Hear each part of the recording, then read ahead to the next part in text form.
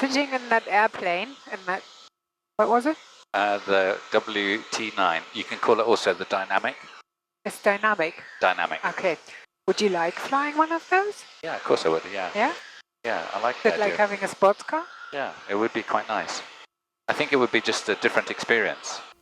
Golf Charlie Golf on a painfully slow final, runway 23 right hand. Charlie Golf, thanks. The Cessna just vacating. I need a faster plane. Coming to Golf Echo. What have I done? This is such a beautiful thing to fly. I can't believe that this may be the last time I ever fly it before the new owner takes it. I hope this is the right decision because I've loved every single part of this aircraft. Almost a year ago, we placed the order for our dream aircraft, the WT9 Dynamic. The build was efficiently completed by Aerospool, the manufacturer in Slovakia, within 6 months. But here in the UK, we continued to battle other problems. These left us frustrated and took the shine of what should have been one of the most exciting chapters of our aviation journey.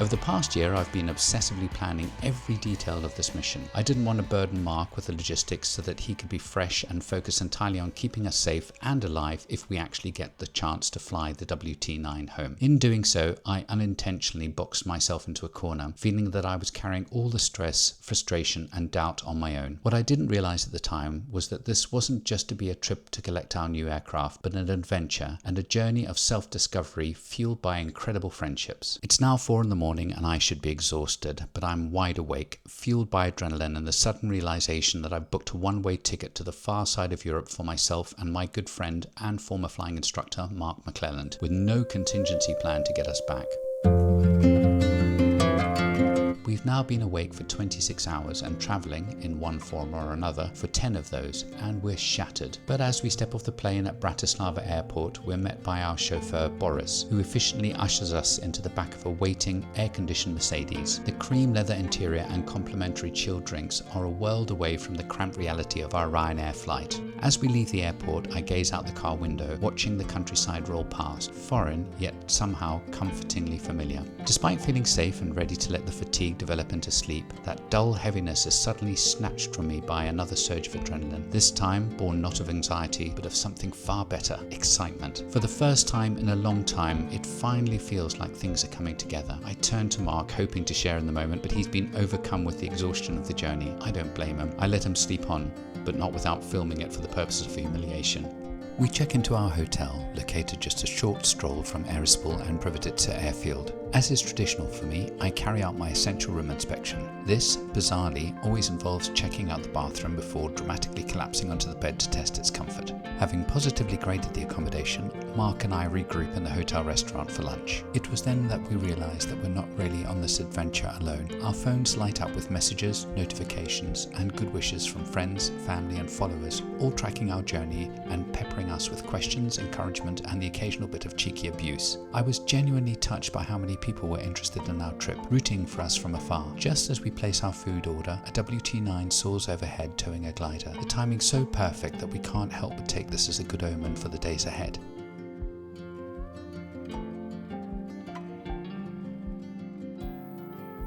This is another day out by ourselves, me and little Jimmy. while Jeff hopefully flies around and picks up his plane or does something else interesting. We will see. Day 4 brought with it a surge of excitement. An early morning call from the aircraft finance company set the tone. Before releasing the funds, they required GPS-verified photographs of the aircraft. Remarkably, Aerospool opened their doors at 6 a.m, and after a quick call, we found ourselves striding towards the airfield with special permission to access the aircraft. This was a full day earlier than expected, and what a wonderful surprise it was. Inside the hangar, it was just us and the aircraft. There it stood, every bit as beautiful as I remembered. I got to work taking the required verification photos using the finance company's special app, whilst Mark wandered around with the same unfiltered enthusiasm you might see from a dad at a classic car show, reunited with the very model he once owned in his youth. Can't quite work out. I can find the micro switch. Trying to stay composed was nearly impossible. My excitement was bubbling over. This was no longer just a dream on paper, it was becoming a reality. To top it off, Aerospool's own test pilot came over to introduce himself. He generously took the time to talk over the aircraft's operation and subtle nuances. With my head spinning, partly from anticipation, partly from information overload, we finally made our way back to the hotel. Tomorrow would bring flight testing and instruction, but how on earth was I supposed to sleep with the promise of what awaited us in the morning? After a broken night of restless sleep, I gave up at 5 a.m, showered, dressed, and sat waiting for the agreed text message from Mark to say he was awake. In the meantime, I distracted myself with some flight planning on SkyDemon and a quiet read through the pilot operating handbook, anything to steady the nerves. The hotel breakfast looked incredible, but my appetite was nowhere to be found. I was far too eager to get to the airfield. When we arrived, the aircraft was already out of the hangar, gleaming in the morning light and fully fueled. Aerospool's test pilot, Yuri, took me up first. We flew for nearly 40 minutes, yet it felt like only a heartbeat had passed. Then it was Mark's turn, and I stood on the ground watching with pride and delight as my aircraft taxied, lifted off, and soared gracefully in such capable hands. My phone buzzed endlessly with a flood of messages, friends, family, and followers sending screenshots from Flight Radar 24. They had tracked every second of my first flight with Golf Delta Kilo Lima Delta, and suddenly I realized I now had a permanent record of that unforgettable milestone. When Mark returned, the aircraft was formally handed over to us. After a thorough debrief and a quick lunch, we spent the afternoon flying circuits, building my confidence and settling into the feel of the aircraft. Tomorrow, we would embark on the journey home, a return flight across Europe to the UK. Whilst Mark was flying, I was frantically juggling phone calls and firing off emails.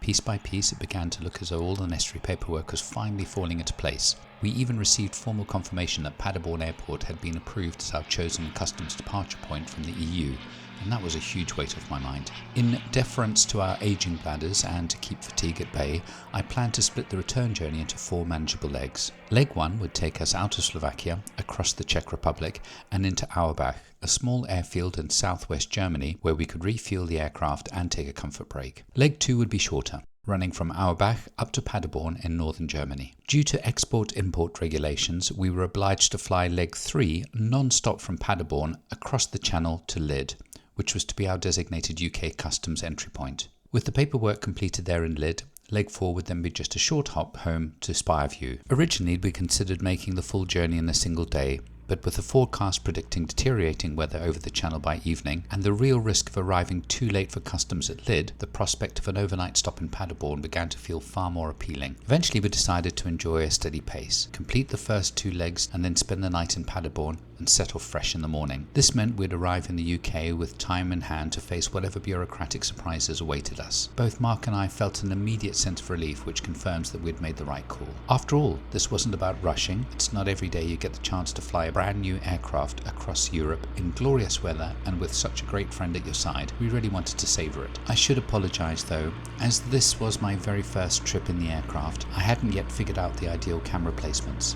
Some overheated, others didn't capture the view I'd hoped for, and recording audio turned out to be yet another challenge. More importantly, our focus had to remain on aviating, navigating, and communicating, rather than fussing with the cameras. So whilst I did what I could, I'm afraid there isn't much polished footage of this part of the journey. There were so many moving parts to this trip, and they combined to make a truly complex exercise. One of the biggest factors weighing on Jeff's mind was the prospect of flying across Europe, 5 different countries, and a channel to cross. He worried about the differences in systems, the prospect of non-English speaking airfields, the need to file flight plans, complete GAR and GENDAC forms, and even the uncertainty of finding MOGAs along the way. That's why having Mark alongside was such a blessing. His support gave Jeff the reassurance he needed. But just as important was the help we received from the wider aviation community, people we met through YouTube and social media. Their advice was invaluable. One comment in particular suggested routing through the Netherlands. It proved transformative, simplifying the route, reducing bureaucracy, and lifting a huge weight off Jeff's shoulders. It seemed obvious in hindsight, but without that suggestion, Jeff might have missed it.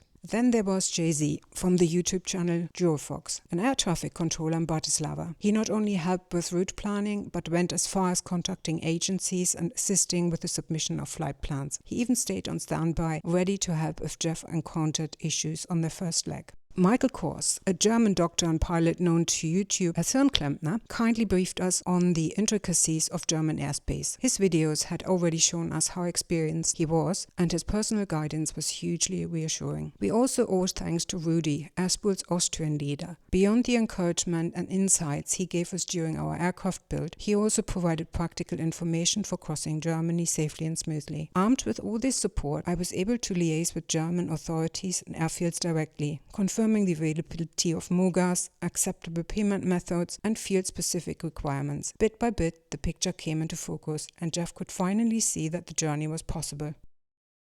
Given my level of excitement, I expected another restless night, but after 5 intense days, exhaustion won out, and for the first time in what felt like forever, I slept soundly. Normally I wrestle with the alarm and the snooze button for those last few precious minutes of sleep, but not today. Today I woke up instantly, wide-eyed and ready. Before even climbing out of bed, I filed our flight plan. It was my very first time doing so, and I used SkyDemon. It all felt far too easy, so much so that I immediately phoned Bratislava Information to check. Of course I should have trusted the system. The plan had already been received and distributed to the relevant authorities. The next part is a blur. Pre-flighting, packing, checking, rechecking, it all passed in a haze. But one moment is etched in my memory, the photo I took just before we began our journey home. Erica was there to make sure that our departure went without a hitch. Mark, steady as ever, offered his calm reassurance and knowledge. And me, I was just overflowing with anticipation. We climbed aboard, ran through the checklists, and suddenly everything felt very real. The canopy closed with a satisfying solid click, sealing us inside. The smell of fresh leather and fuel mixed in the cockpit, a reminder that this machine was brand new, yet about to carry us across half a continent. I called for a start. The Rotax engine burst into life and a wave of emotion hit me. Months of planning, years of dreaming, countless sleepless nights, all distilled into this one single moment. Prievidza radio, Golf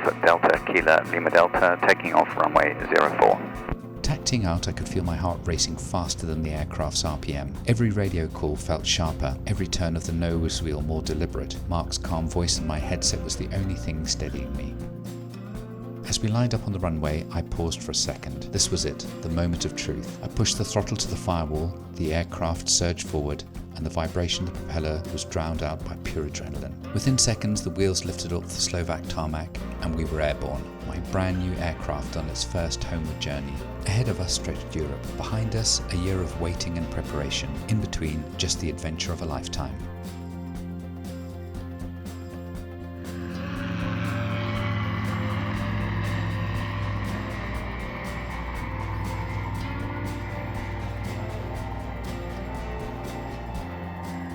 And start a gentle right-hand climbing turn, because we're not going to turn out to the left, are we?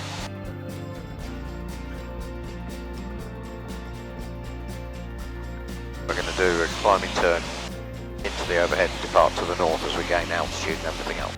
Are you happy with that? I am. With all his years of experience and a sharp understanding of my personality, Mark quickly realized I was teetering on the edge of sensory and cognitive overload. With quiet skill, he began laying down a breadcrumb trail of subtle hints and gentle suggestions, each one nudging me in the right direction. By the time we were safely established, I was convinced it was all down to my own piloting genius, when in reality it was Mark's wisdom and calm guidance steering me through. 2,000 feet now. We can keep that turn coming around onto a downwind leg.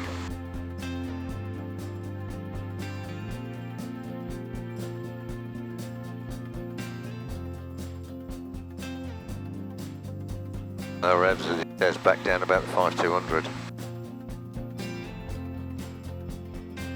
And carry on round onto the downwind leg if you're happy, Jeff.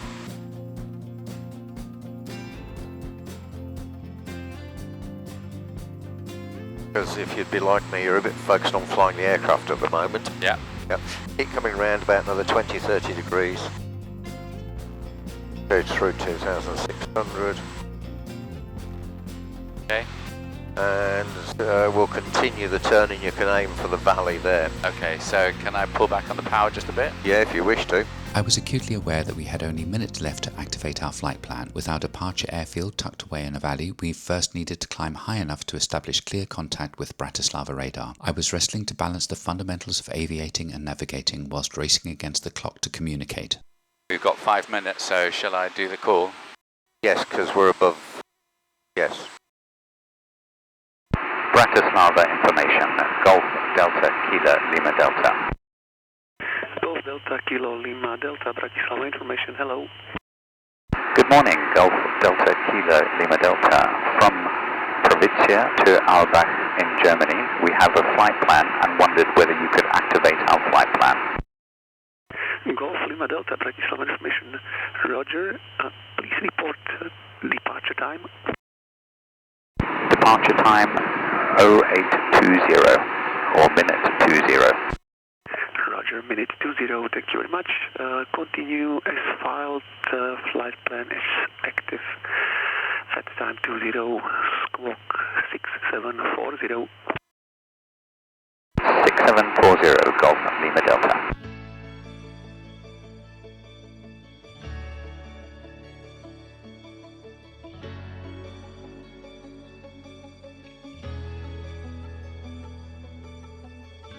That's fine, we're okay. Golf Lima Delta, Bratislava information, you are identified and regional QNH is 1018. 1018 and request flight level 50. Golf Lima Delta, Roger, altitude 5,000 feet. 5,000 feet, Golf Lima Delta.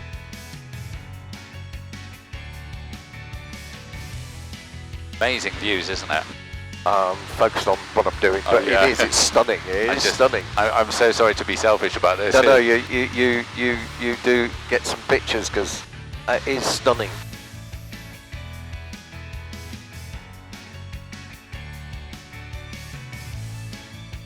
Right, we're going to stay on the right-hand tank because we burnt a chunk yesterday.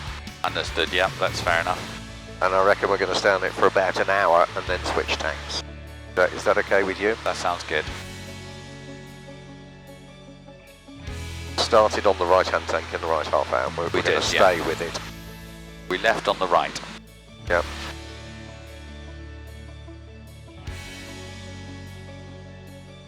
We've got no mobile phone reception, which is not a surprise. 5,000 feet. Yep. Nice. Now we'll recover that bit of speed. Thank you so much. Yes, I think with all these mountains and valleys, having the heights good, because shit, there's a lot of places there you wouldn't want to land. You definitely need to make a valley, don't you? Yeah. Right, if you want to mess with your autopilot, we can. Alright, are you trimmed? I believe so. Autopilot. Bratislava info, dobrý deň.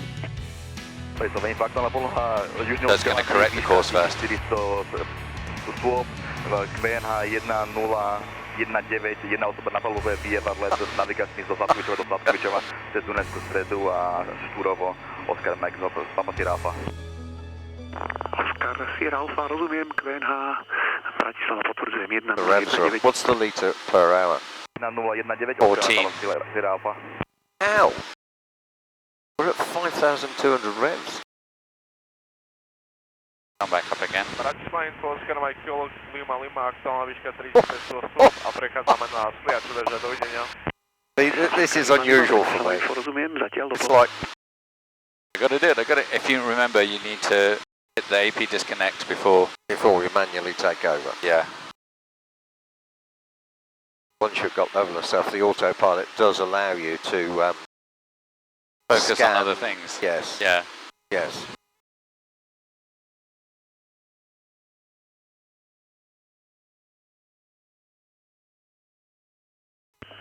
Golf Delta Kilo Lima Delta, Bratislava information. Golf Lima Delta. Golf Lima Delta, for next you may call Praha information 136.275. 136.275. That's correct, sir. Have a nice flight. Bye-bye. Bye-bye, thank you for looking after us. As Mark and Jeff settled into the rhythm of the aircraft, their confidence grew. They began to take turns on the controls, one flying whilst the other took a moment to relax, soak in the view, and simply enjoy the ride. This system made the journey feel easier, balanced, and more like the shared adventure it was meant to be. Each time they swapped roles, there was a quiet reassurance, neither carrying the burden alone. It was a partnership built on trust, friendship, and the understanding that together they could handle whatever challenges lay ahead. The miles slipped effortlessly beneath their wings. The time passed faster than they realized, and every so often they received messages from home. Friends, family, and followers still sending encouragement, tracking their progress, and reminding them that this flight was bigger than just the two of them. 7 minutes out, 5,000 feet and 130 knots.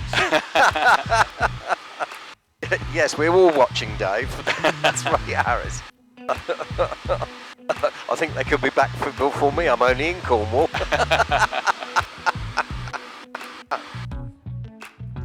That's so nice that they're interested. I'll tell you what, it's huge. Everyone is sort of, you know, this is pretty special, and they're all sort of, they're rooting For us, yeah. Absolutely. Shall we have a big moment and take the cellophane off the screens? Go on then. Hang on, let me turn the camera on.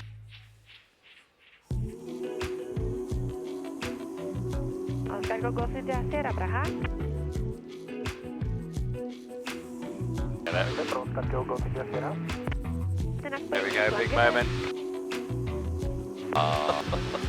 You gonna do yours? What am I doing? Oh right, you ready?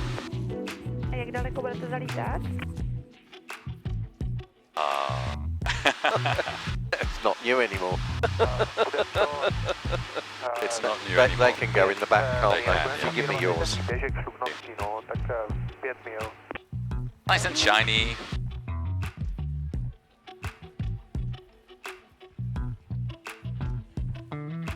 Oh, bless him.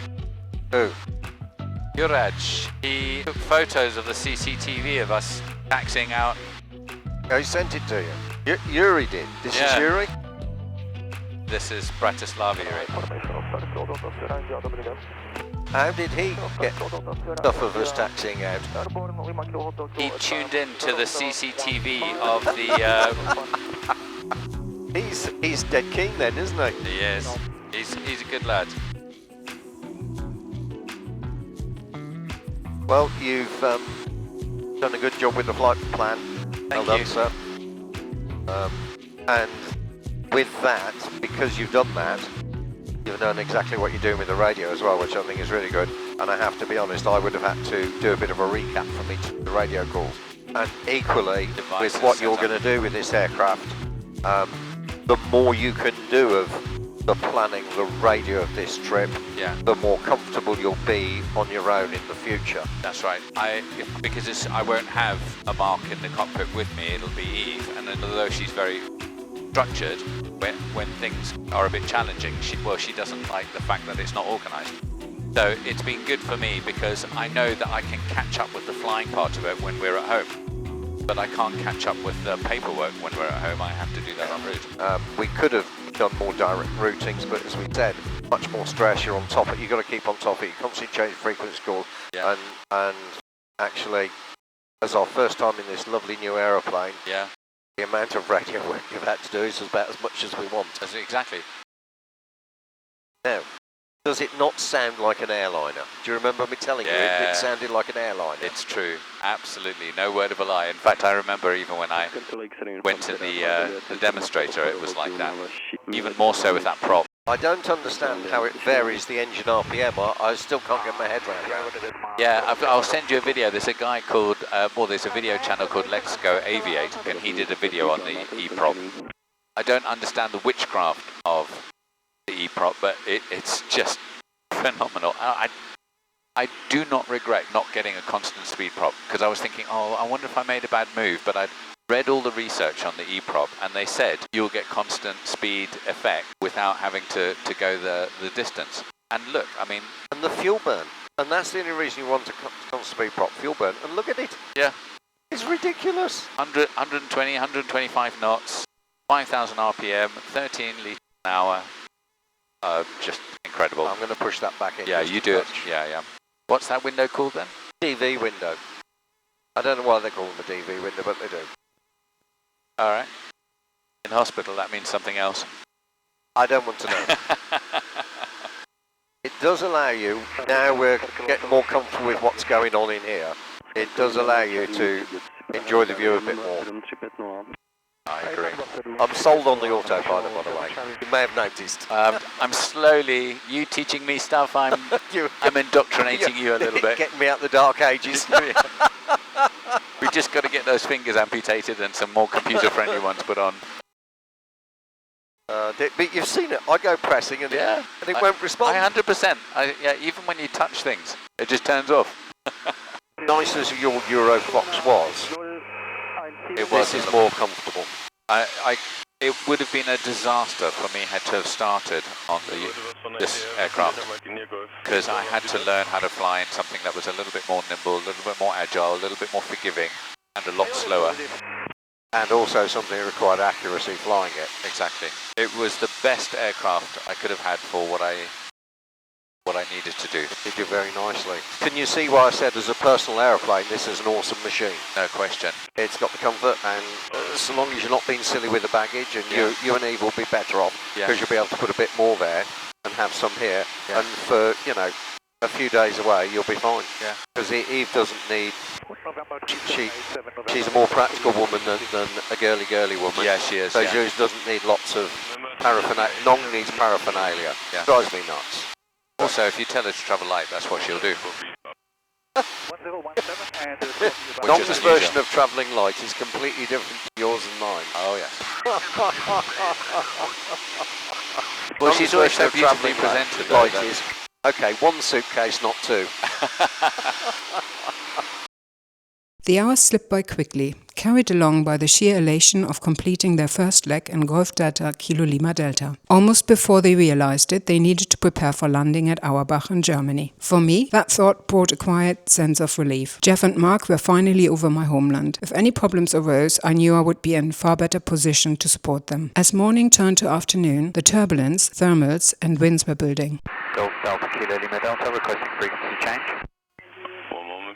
Presumably going to ask him to close the flight plan. Yes, I will, yeah. Who was the station that called in? Golf Delta Kilo Lima Delta.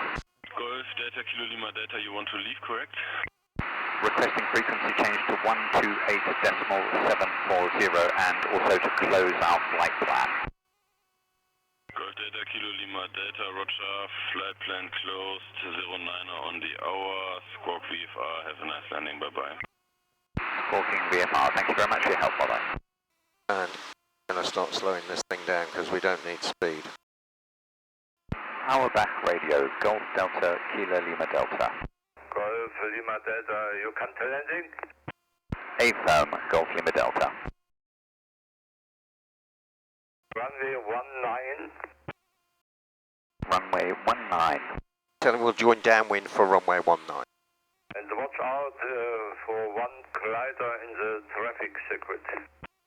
Looking for one glider joining on the downwind leg for runway 19, Golf Lima Delta. Now, are you happy for me to do provisional setup for circuit and then you take over, or do you want to take it from here? Your choice. No, please, if you can set it up, just... Yeah, because you've been focused on radio and everything else. Yeah. So we're landing that away. That's the circuit. Leaving altitude. The autopilot's off, isn't it? It is. I was going to say it must be. Golf Delta Kilo Lima Delta, downwind, runway 19, right hand. Brakes are off. Yeah. Gear coming down. Increase in power to compensate. Don't mind admitting I am working a bit hard here. That's what I thought. Speed is difficult to control with the thermals. Good gliding sight. Yeah. I'm actually going one stage of flat now. Need to get the speed back. I've got to get the altitude back. I see it, yeah. Golf Lima Delta, final for runway 19. Golf Lima Delta, wind south with 5 knots. Roger, Golf Lima Delta. Going for the extra drag flap, get the speed back. Subtle retrim. Anything you don't like, shout out. Happy.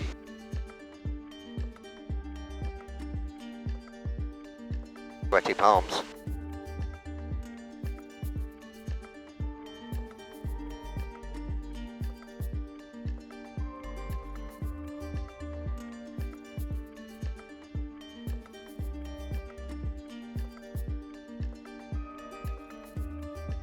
Like bow in the runway.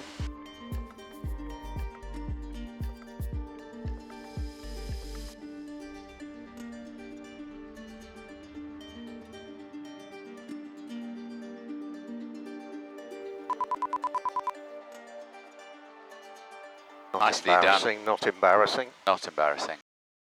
Would you ask him where he'd like us to park? Golf Lima Delta, where would you like us to park?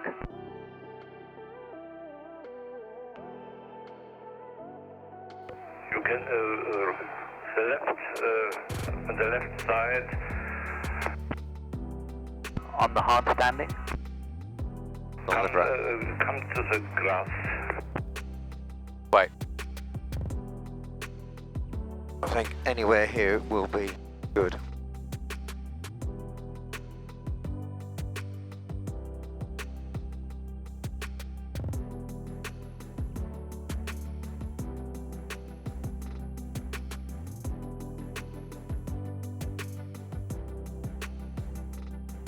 Brakes on. Brakes are on.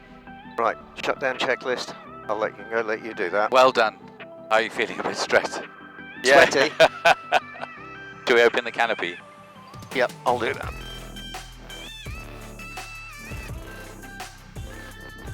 With the first and one of the longest legs of our journey home complete, we felt a sense of relief. Despite the challenging conditions on approach, this trip had been a success. At Auerbach, we were greeted with a wonderfully warm welcome. The airfield itself was beautiful, and we were able to refuel with MoGas. We were touched to receive another flurry of messages. The thought of so many people willing us on and tracking our progress from afar was both humbling and uplifting. Perhaps the most amusing moment came courtesy of my friend Terry Hatton, a gliding instructor from the Mendip Gliding Club. Somehow he had managed to not only track us down, but also tune into Auerbach's CCTV and promptly sent us a screenshot of us standing on the apron, proof if anyone needed that our every move was really being watched. We made some new friends and exchanged numbers before climbing aboard Golf Delta Kilo Lima Delta for our flight to Paderborn. Manfred Stefan, who we discovered lived just a few miles from his family, kindly filmed our departure. We will be back, Auerbach. Have a nice trip, bye bye. And we'll see you again, Manfred. A little more right rudder.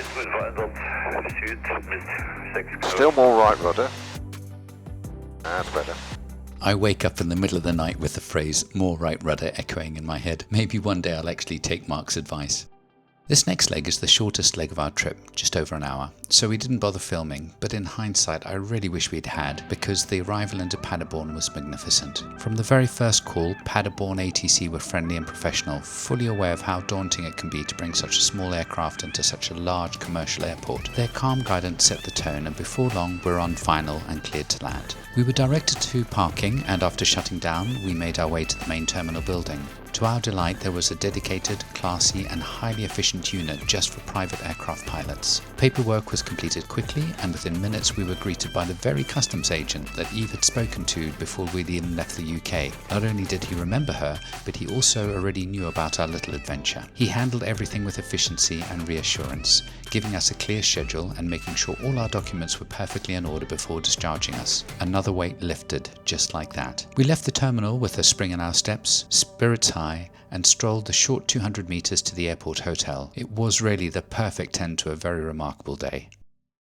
As with the morning before, I was awake early to tackle the mandatory paperwork for our flight. This time it was more involved, with an online GAR form for the UK and GenDec form for the EU, both of which had to be submitted at least 2 hours before departure, and our flight plan, which needed to go in at least 1 hour before takeoff. With online forms submitted, we now had a 2-hour wait before we could depart, so Mark and I spent the time talking through the flight and plane spotting. 30 minutes prior to departure, we got ourselves together, went through passport control and paid our combined landing demanding an overnight parking fee of €10 before one last check that our bladders were entirely empty. Then, with bags stowed, life jackets on, we were ready to go. Latched with the red ring obscured. Throttle 2000 and we've done the warming. Amp meter, we've got 14 volts there, we're fully charged. Controls full and free. Harnesses fastened. Bunny vests are on. Ballistic system unlocked. I did that earlier. Thank you very much. Loose items are all stowed. Avionics, all remaining avionics we've checked are on. Transponder 7000 volt. Throttle to 4000. Ready?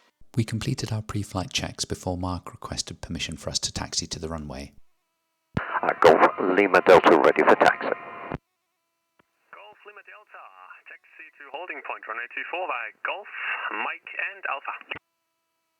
To holding point for 24 by Golf, Mike and Alpha. Golf Lima Delta, thank you. Alpha, taxiway Alpha. Yep, so all the way to the end. Yep, okay. Ready when you are, carry on. By now we had developed a pattern and worked together instinctively, knowing what the other would do. Well, it certainly feels warm. It is. We're pleased to get in the air. Yep.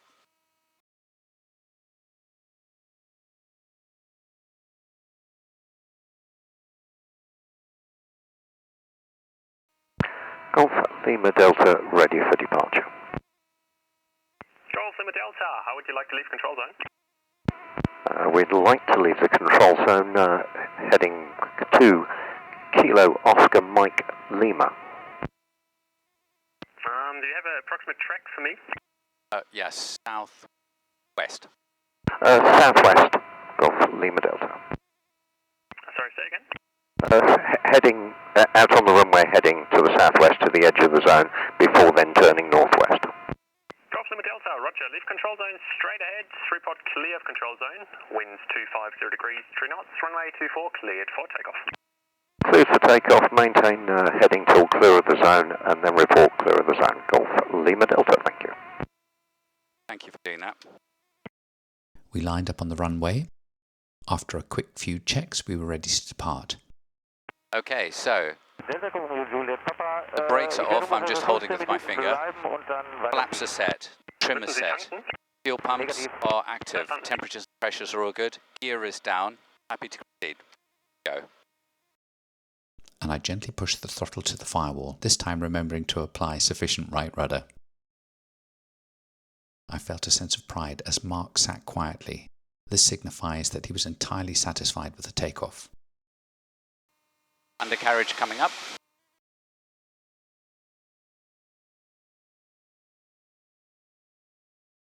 Undercarriage up. Going clean. Goodbye Paderborn, next stop Lid in the UK. The flight from Paderborn to Lid was hot and hazy, and with the channel crossing always at the back of our minds, our focus was firmly on the task at hand. The heat soon took its toll on our equipment. One by one the cameras shut down, and in the end all we managed to capture were a few shaky snippets on our mobile phones as we passed over the Netherlands. It was frustrating. We longed to have recorded every detail of this leg. Most of all, I wish we'd captured the moment of pure relief and elation as we finally crossed into the UK airspace and made contact with London Information, who welcomed us with this amazing personal message. London Information, Golf Delta Kilo Lima Delta. Golf Delta Kilo Lima Delta, London Information. Hello, I have your details. Just confirm position and altitude or flight level. Currently flight level 040 and we are 5 miles east of Guilty. Golf Indigo Lima Tango India.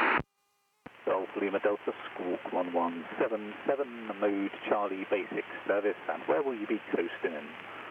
1177 mode Charlie, we will be coasting in over Ramsgate. Golf Lima Delta, we have a welcome back message from Dave Slater for Jeff and Mark.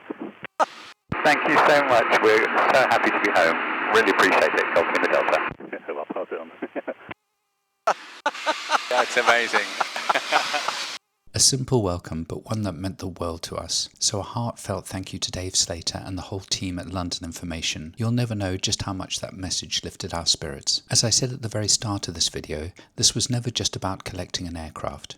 It was an adventure, one that reminded me time and again of the power of friendship and of the extraordinary community that surrounds aviation. The final leg from Lid to Spivey felt like a montage of my life playing out beneath our wings. We passed Luke's Field, where I'd collected Golf Charlie Oscar Charlie Golf, the very first aircraft we owned. Not long after, we flew over my parents' house, just a stone's throw away from Shoreham Airport, where I'd worked as a teenager. Then came Goodwood, Eve's son's house, my brother's home, and the Isle of Wight, each waypoint carrying its own memory, each one reminding me of the people and places that had shaped my life. By the time we routed over Stony Cross and towards Spivey, it felt as if everything wonderful in my life had been distilled into that single flight. But one more surprise awaited us. As Mark and I touched down and taxied in, we were stunned to find our closest friends gathered there, waiting for us. Yeah, beautiful. I felt utterly overwhelmed with emotion, and it took every ounce of effort to keep my composure. In that moment, I knew this wasn't just the end of a journey. It was one of the true highlights of my life.